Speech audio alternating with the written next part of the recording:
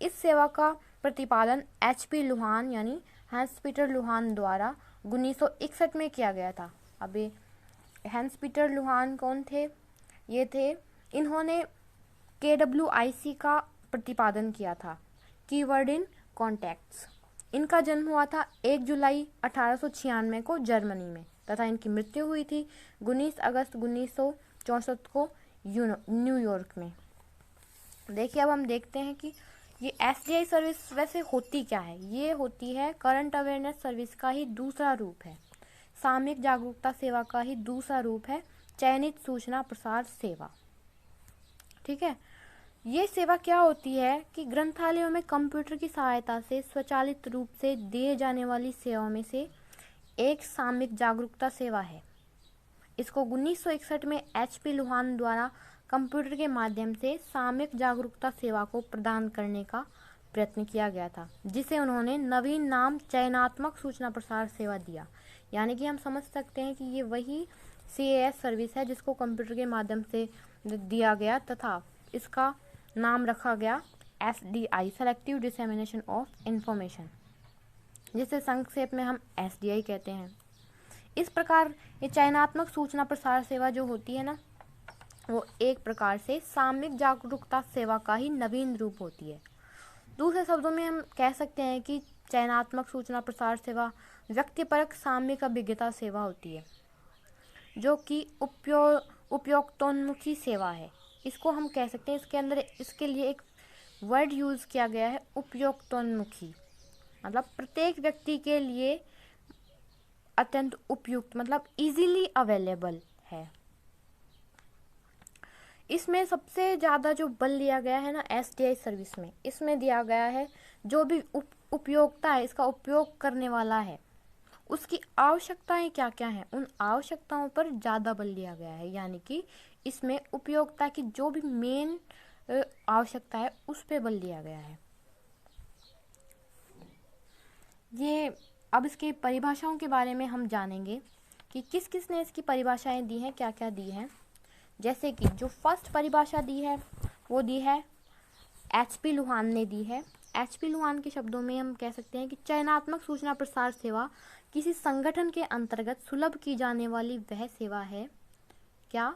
चयनात्मक सूचना प्रसार सेवा किसी संगठन के अंतर्गत सुलभ की जाने वाली वह सेवा है जो सभी स्रोतों से नवीन सूचना सामग्रियों का चयन कर उस संगठन के उन विभागों में प्रसारित करती है जहां पर ये सामयिक कार्यों तथा कोई इसमें जो अभिरुचि होती है, जिसकी भी जो भी इसका उपयोगिता होता है, जिसको इसकी आवश्यकता होती है, उसको ये दी जाती है। अब हम बात करेंगे कि रंगनाथन ने इसकी क्या परिभाषा दी है। चयनात्मक सूचना प्रसार सेवा उपयोक्ताओं को यथातथ्य सर्वांगपूर्ण तथा शीघ्र सूचना प्रदान करने की सेवा है। ये बहुत ही इजीली इसमें एक्सप्लेन किया गया है कि ये वह सेवा है जो तथ्यों सहित संपूर्ण रूप से उन व्यक्तियों को दी जाती है जिनको इसकी आवश्यकता होती है। जिस सब्जेक्ट में कोई व्यक्ति शोध कार्य कर रहा है, कुछ भी कर रहा है, तो उसको SDI सर्विस से बहुत ही हेल्प मिलती है। ये CAS का ही संशोधित रूप है, ये हमने पढ़ाई है तथा इसका प्रतिपादन HP लुहान, हैंस पीटर लुहान ने 1959-60 में किया। इसका जो सर्वप्रथम यूज था, किसका? SDI का सर्वप्रथम यूज भारत में कहाँ किया गया? तो इसका सबसे पहले प्रयोग भारत में ISDOC द्वारा 1975 में मद्रास के IIT में किया गया। इस प्रकार के एक सूचना प्रसारण केंद्र का संचालन किया गया। SDI के सूचना प्रसारण केंद्र का संचालन किया गया कहाँ? मद्रास IIT में 1975 में।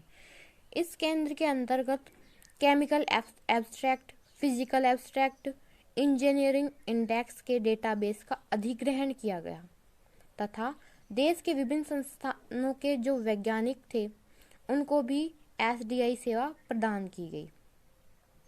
और दूसरी बात जो है, ये बेंगलोर में कार्यरत वैज्ञानिक जो थे उनको सूचना पहुंचाने हेतु UGC केंद्र सेंटर ऑफ साइंस इंफॉर्मेशन द्वारा भी अनेक डेटाबेसों की सहायता से SDI सेवा प्रदान की जाती है।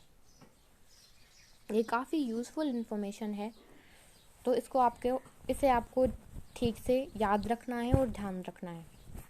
अब दूसरी बात जो आती है वो है, इस प्रकार की जो SDI सेवा होती है वो प्रदान करना उन संस्थाओं के लिए ही उपयोगी हो सकता है जिनमें बहुसंख्यक उपयोक्ताओं को SDI की आवश्यकता हो।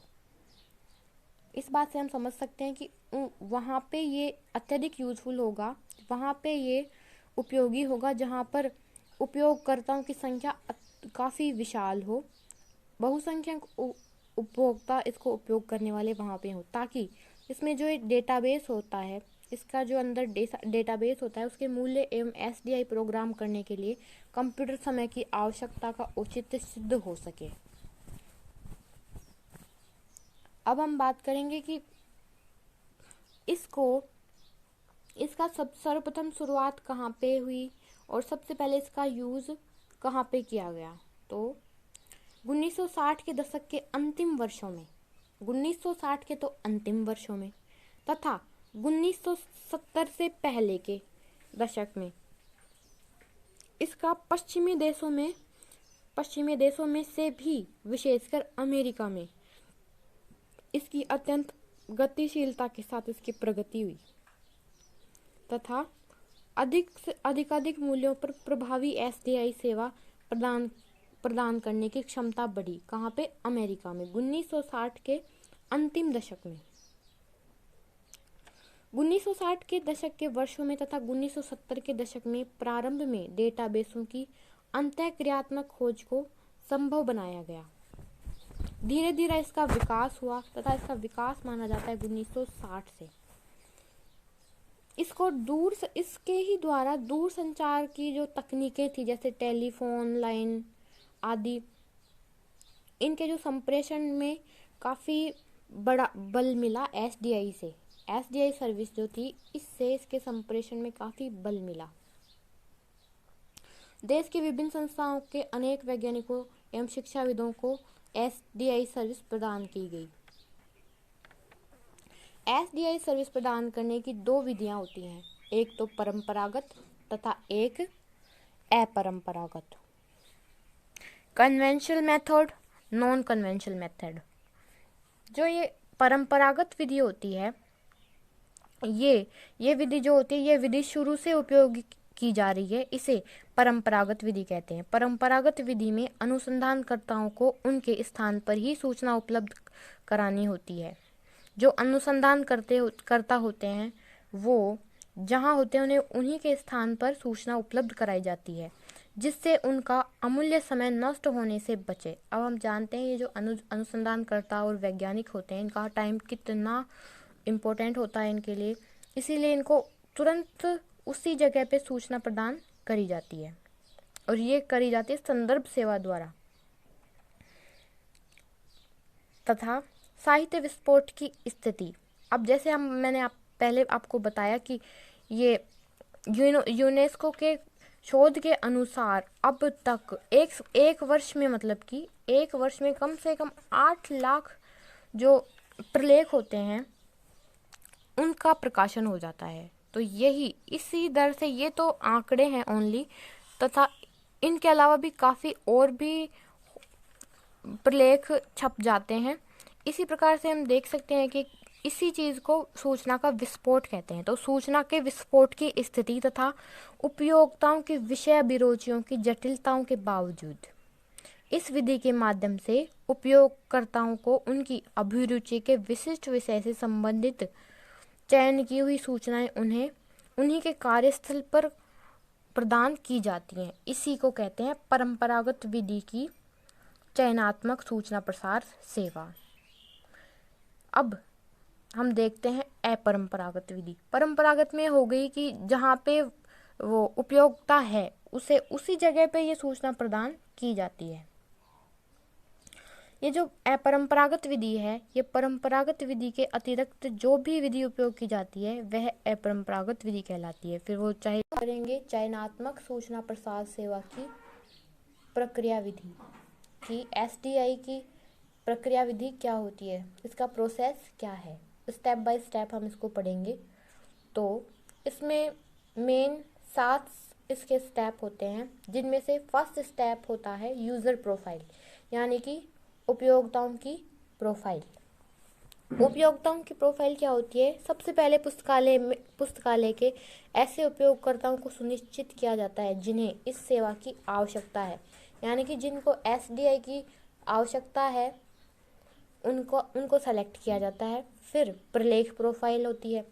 डॉक्यूमेंट्स प्रोफाइल क्या होती है? इसमें प्रलेखन या सूचना केंद्रों में प्राप्त होने वाली समस्त प्रलेखों की विश्लेषित कर उनकी विषय वस्तु को उसी व्यवस्था द्वारा प्रदर्शित किया जाता है जो उपयोक्ता प्रोफाइल के लिए प्रयोग की गई है। उसके लिए उसी अनुक्रमणिका प्रणाली यानी कि इंडेक्स सिस्टम का प्रयोग किया जाता है ताकि उनका मिलान करते समय आसानी रहे। फिर जो थर्ड है वो होता है दोनों प्रोफाइलों का मिलान। इसमें क्या होता है, जो यूज़र प्रोफाइल होती है और ये प्रलेख प्रोफाइल होती है, इन दोनों का मैच किया जाता है कि इसमें क्या क्या समानताएं हैं। मतलब कि जैसे उपयोगिता प्रोफाइल बनाई गई है, उपयोगिता प्रोफाइल जैसे उस जिसकी वो प्रोफाइल है उस कैंडिडेट ने क्या क्या सब्जेक्ट्स डाले हुए हैं, वो किस पर वो शोध कर रहा है, क्या क्या उसको चाहिए पढ़ने के लिए, नहीं मतलब उसको क्या क्या इन्फॉर्मेशन चाहिए, वो प्रलेख प्रोफाइल में वो देखा जाता है कि इससे उपयोगिता प्रोफाइल से क्या क्या मैच हो रहा है, दोनों को मिलान किया जाता है। फिर उस व्यक्ति तक वो सूचना पहुंचाई जाती है जिसकी यूज़र प्रोफाइल से उस डॉक्यूमेंट प्रोफाइल में जो भी चीज़ मैच होती है वो उपयोक्ता तक पहुंचाई जाती है। फिर आता है नोटिफिकेशन, अभिसूचना भेजना। तो इन नोटिफिकेशन में क्या होता है कि कोई भी किसी भी प्रकार का प्रलेख है तथा कुछ भी है उसमें जो मिलान हो जाता है ना डॉक्यूमेंट्स प्रोफाइल में, उसकी जो सूचना होती है वो उपयोक्ता तक प्रोफाइल पहुंचाई जाती है नोटिफिकेशन द्वारा। फिर होता है फीडबैक क्या होता है? इसके अंदर चयनात्मक सूचना प्रसार सेवा प्रणाली की उपादेयता तथा सफलता के लिए उपयोगकर्ताओं को व्यक्तिगत रूप से उत्तर प्राप्त करने का एक ये मेथड है। इसमें उपयोगकर्ताओं के विचार जाने जाते हैं, क्या ये चीज़ उसके लिए उपयोगी है या फिर नहीं है। इसमें एचपी लुहान ने एक दूसरे के प्रकार के उत्तर की कल्पना की है। इसमें एक डिफरेंट प्रकार के आंसर की कल्पना की है कि अगर कोई इन्फॉर्मेशन किसी के लिए उपयोगी नहीं है, मान लो कोई इन्फॉर्मेशन है जो मेरे लिए यूज़फुल नहीं है लेकिन कोई दूसरा व्यक्ति है जिसके लिए वो बहुत यूज़फुल है, तो वो उस तक पहुंचाई जाए। इसमें एचपी लुहान ने ये थोड़ा सा एक डिफरेंट टाइप का एक बात इसमें रखी है कि अगर वो मेरे लिए उपयोगी नहीं है तो किसके लिए है ये सर्च किया जाए तथा जिसके लिए उपयोगी है वो उस तक पहुंचाया जाए। अब आता है उपयोगकर्ताओं की प्रोफाइल का पुनः संशोधन, रीएडजस्टमेंट ऑफ यूजर्स प्रोफाइल। जैसे ही उपयोगकर्ताओं की अभिरुचि में परिवर्तन की सूचना प्राप्त होती है, जैसे कि उसमें अपनी यूज़र प्रोफाइल में कोई भी अलग से कुछ यूज़र कुछ भी डालता है कि हाँ मुझे इस प्रकार की सूचना चाहिए, ये उसकी रुचि है, इस पर वो शोध कर रहा है, तो सूचना वैज्ञानिक उसी अनुसार शोध करता है। नवीन विषय को प्रोफाइल में अंकित किया जाता है तथा पुराने विषय को उस प्रोफाइल से काट दिया जाता है। इस प्रकार उपयोगकर्ता की प्रोफाइल का पुनः संशोधन हो जाता है। जैसे कि हमें कुछ भी चेंज करना होता है उसमें, तो वो कंप्यूटर के द्वारा ही तो होता है, तो उसमें उस जो चेंज किया जाता है उस प्रक्रिया को कहते हैं पुनः संशोधन, रीएडजस्टमेंट। फिर लास्ट आता है पाठक की जिज्ञासा का समाधान, जैसे response of the users request. यदि कोई उपयोगकर्ता किसी विषय पर लेख की जिज्ञासा रखता है, जैसे कि कोई फिजिक्स का टीचर है या फिर फिजिक्स का स्टूडेंट है, उसे फिजिक्स की बुक अगर चाहिए तो वो उसमें रिक्वेस्ट करता है, उसमें अपनी यूज़र प्रोफाइल में डालता है तथा फिर उसको वो उपलब्ध कराई जाती है। पाठक की जिज्ञासा का समाधान, जो भी पाठक को जिस प्रकार की इन्फॉर्मेशन चाहिए वो उसे प्रदान की जाती है। अब इस डायग्राम में दिखाया गया है कि ये जो एसडीआई सर्विस है ये किस प्रकार से कार्य करती है। जैसे इसमें राइट साइड में तो है प्रलेख प्राप्ति तथा प्रक्रिया। प्रलेख प्रोफाइल, एक साइड में है प्रलेख प्रोफाइल, दूसरी साइड में है प्रयोक्ता प्रोफाइल, जैसे कि डॉक्यूमेंट्स प्रोफाइल और यूजर प्रोफाइल। डॉक्यूमेंट्स प्रोफाइल है प्रलेख प्राप्ति तथा प्रक्रिया, इसमें प्रलेखों का प्रलेख प्राप्त होते हैं, इसमें एसडीआई प्रणाली के उपयोगकर्ता। एक साइड में जो उपयोग करता है वो एसडीआई, जैसे कि हमने पहले बताया कि पुस्तकालय में उन व्यक्तियों को छांटा जाता है जिनको एसडीआई की ज़रूरत है। बीच में कंप्यूटर है ताकि इससे उसका मिलान किया जाता है दोनों का, प्रलेख प्रोफाइल और उपयोक्ता प्रोफाइल। फिर इसमें दोनों में से क्या क्या समानता है, प्रलेख उपयोक्ता प्रोफाइल में कौन सी इंफॉर्मेशन है जो प्रलेख प्रोफाइल से मैच करती है, फिर उससे रिलेटेड जो भी प्रलेख प्रोफाइल में इंफॉर्मेशन होती हैं, प्रलेख होते हैं, वो उपयोगकर्ता तक पहुंचाए जाते हैं। अब हम देखेंगे कि मेथड ऑफ एसडीआई, चयनात्मक सूचना प्रसार सेवा प्रदान करने की विधियां हैं। तो ये कितने प्रकार की हैं? ये 2 प्रकार की विधियां होती है, परंपरागत तथा अपरंपरागत। परंपरागत विधि में तो कंप्यूटर का यूज़ नहीं होता और अपरंपरागत विधि में कंप्यूटर का यूज़ होता है, इसलिए इसको कंप्यूटरीकृत विधि भी कहते हैं।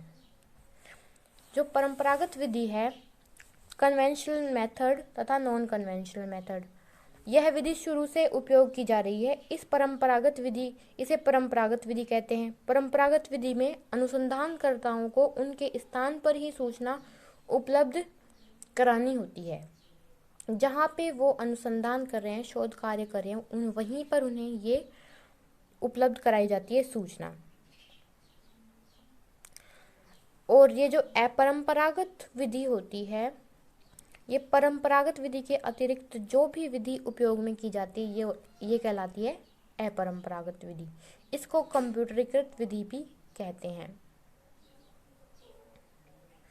ये डायग्राम हमें समझना बहुत ही ज़रूरी है। ये सारे उसमें ये बताए गए हैं स्टेप्स कि किस प्रकार से क्या क्या होता है। बीच में कंप्यूटर द्वारा मिलान, जैसे फर्स्ट स्टेप आ गया प्रयोक्ता प्रोफाइल, यूज़र प्रोफाइल, फिर आता है प्रलेख प्रोफाइल, बीच में इनका मिलान किया जाता है।